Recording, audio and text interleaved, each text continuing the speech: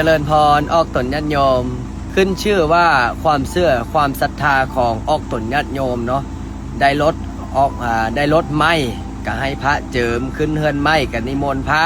แล้วก็เห็นอย่างไม่ไหม้นี่นะคือส่วนหลายก็จะได้นิมนต์พระนิมนต์เจ้าเพื่อให้เป็นสิริมงคลให้กับครอบครัวแล้วก็เอาไว้ง่ายคือที่พึ่งทางใจเนาะเฮาเคารพพ่อแม่ครูบาอาจารย์เคารพคุณศีลคุณธรรมป่าเมื่อนี้ก็มีพ่อออกนี่แหละเอารถมาให้พระอาจารย์บอกว่าอาจารย์เอ้ยเจิมให้ขาน้อยได้ให้เป็นสิริมงคลพระอาจารย์ก็เลยบอกว่าเจิมได้พอออกแต่ให้มีสติลักๆก็คือสตินั่นแหละแต่ให้เฮานึกอยู่ในใจว่าเฮาอย่าเล่นไวเพราะว่าอย่างครูบาอาจารย์บอกว่าแล่นประมาณ60-70หรือว่า80-100นี่ก็พอดีพองาม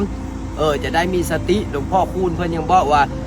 ไอ้นายเอ้ยถ้าแล่นถึงเกิน100นะกูก็ไม่อยู่แล้วอันนี้ก็คือกันละ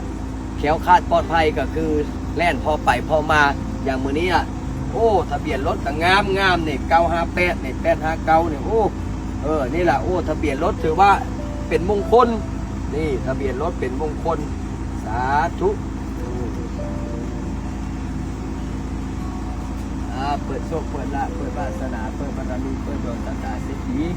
เปิดดวงการเงินการงานนี้รวยปังหมดทุกข์หมดโศกหมดโรคหมดภัยแคล้วคลาดปลอดภัยหาเงินหาทองมันเฮงรวยปังเด้อบัดนี้สาธุเฮงรวยปังแคล้วคลาดปลอดภัยไปเหนือล่องใต้